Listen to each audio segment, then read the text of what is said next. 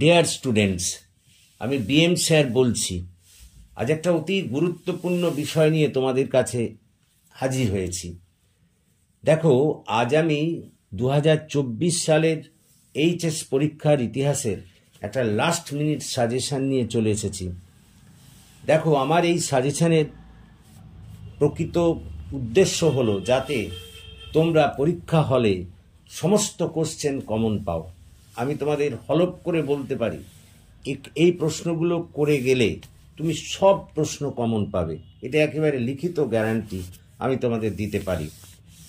হয়তো দুটো একটা প্রশ্ন বেশি তোমাকে এখানে করতে বলেছি, কিন্তু তাতে তোমারই আখেরে লাভ হবে, কারণ তুমি সব কমন পাবে।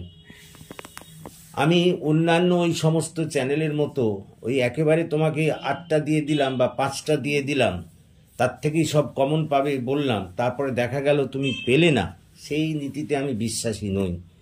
আমি তোমাকে কয়েকটা প্রশ্ন হয়তো বেশি দিয়েছি, কিন্তু তার মধ্যেও আবার আমি স্টার মার্ক যেগুলো করে দিয়েছি সেগুলো কিন্তু ভেরি ভেরি ইম্পর্ট্যান্ট, এবং এগুলো ধরে নিতে পারো যে তুমি কমন পাবেই।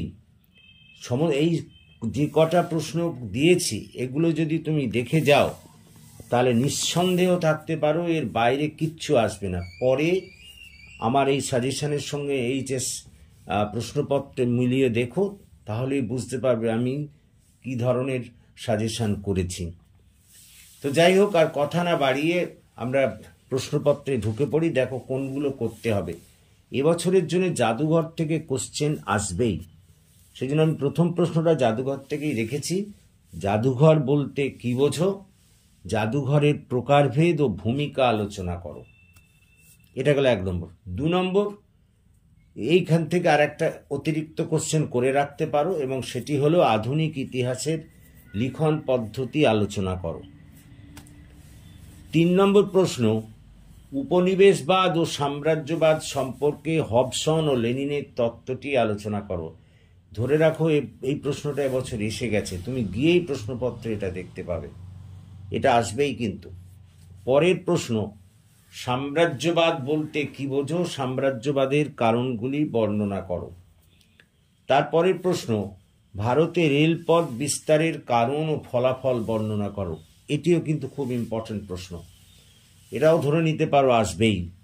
পরের প্রশ্ন, অবশিল্পায়ন বলতে কি বোঝো? অবশিল্পায়নের কারণ ও ফলাফল আলোচনা করো। এটাও ভেরি ভেরি ইম্পর্টেন্ট প্রশ্ন। পরের প্রশ্ন, শিক্ষা ও সমাজ সংস্কারের ক্ষেত্রে বিদ্যাসাগরের অবদান আলোচনা করো। এটাও একবারে 100% গ্যারান্টি যে তুমি পেয়ে যাবেই। পরের প্রশ্ন, চীনে চৌঠা মে আন্দোলনের কারণ ও ফলাফল বর্ণনা করো। এটাও ওই একেবারে ইম্পর্টেন্ট প্রশ্ন, এখানে এইটাতে আসবেই।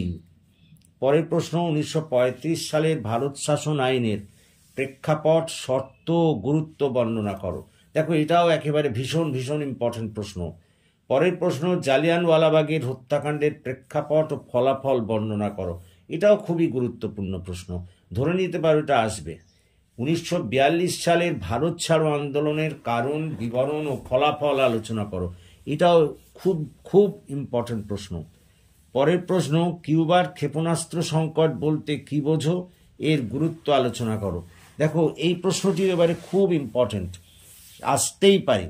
পরের প্রশ্ন, স্বাধীন ভারতের 3টি পঞ্চবার্ষিকী পরিকল্পনার লক্ষ্য ও গুরুত্ব আলোচনা করো। এই প্রশ্নটা একেবারে ভীষণ ইম্পর্টেন্ট, ধরে নিতে পারো এটা এবারে আসবেই।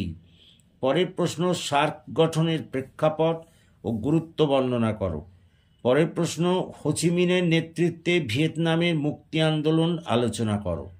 তারপরের প্রশ্ন, ট্রুম্যান নীতি ও মার্শাল পরিকল্পনার উপরে একটি টিকা লেখো। পরের প্রশ্ন, ক্যান্টন বাণিজ্য বলতে কি বোঝো? এর অবসানের কারণগুলি আলোচনা করো। এটিও খুব ইম্পর্টেন্ট প্রশ্ন, আসতেই পারে। পরের প্রশ্ন, জোট নিরপেক্ষ আন্দোলন বলতে কি বোঝো? এর গুরুত্ব আলোচনা করো। দেখো, আমি এই যে প্রশ্নগুলো দিয়েছি এগুলো সবগুলোই খুবই ইম্পর্টেন্ট, খুব খুব ইম্পর্টেন্ট। তৎসত্ত্বেও যেগুলো আমি স্টার মার্ক করেছি, বেশি বেশি করে স্টার মার্ক করেছি, এগুলো খুব ভালো করে দেখে যেও। ক্লিয়ার? আশা করি তোমরা বুঝতে পেরেছ। যদি বুঝতে পারো প্লিজ আমার এই চ্যানেলটি সকলের কাছে প্রচার করো এবং তাদের মধ্যে শেয়ার করো এই সাজেশন, এবং একই সঙ্গে আমার এই চ্যানেলটি তোমরা সাবস্ক্রাইব করো। যারা এখনো সাবস্ক্রাইব করোনি, please please subscribe my channel. আমার পাশে থাকো, এই বিষয়ে আমাকে এগিয়ে আসতে সাহায্য করো, যাতে আমি তোমাদের আরও ভালোভাবে সেবা করতে পারি। So thank you for watching and listening. Please subscribe my channel.